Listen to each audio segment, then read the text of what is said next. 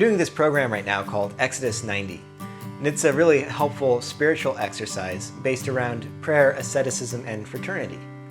And part of these 90 days is a devotional through the book of Exodus, which is perfect for this next section of Hebrews 11.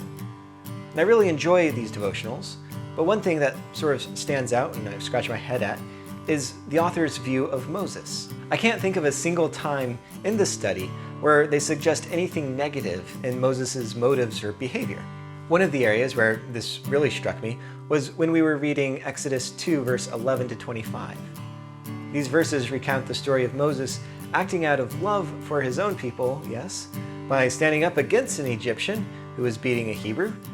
But then Moses winds up killing the Egyptian, which leads Moses to be really afraid of the Egyptians and run for his life, and the rest of the Hebrews become just sort of scared of Moses and don't accept him.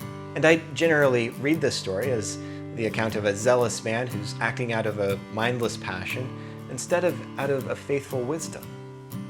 The Exodus 90 devotional seems to ignore any of the harm and wrong in Moses' actions and focuses instead on how he is giving his life for others. Now, in fairness, they're basing this more on the last section of Exodus chapter 2, where Moses is doing that and standing up for some women that he meets and protecting them from abuse. But today's passage from Hebrews 11 got me to reconsider this view of Moses' actions. Hebrews 11, verse 24 to 26 read, "By faith, Moses, when he had grown up, refused to be known as the son of Pharaoh's daughter.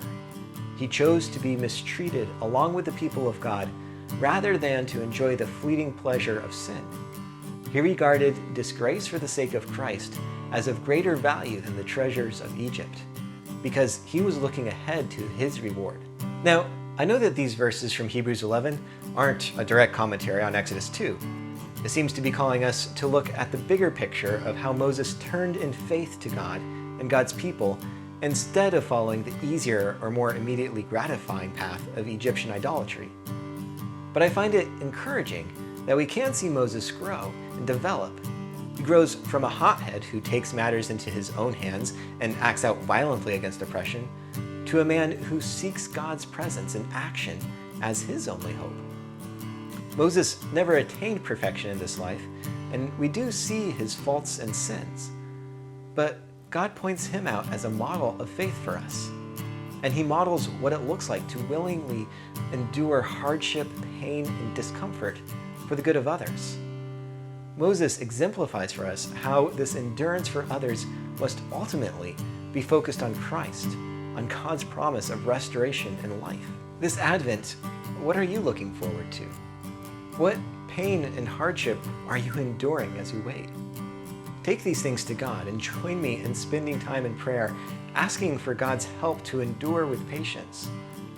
He has promised us his presence, that he will walk with us through this. So ask him for help to keep our eyes looking ahead to the reward he has already given us in Christ.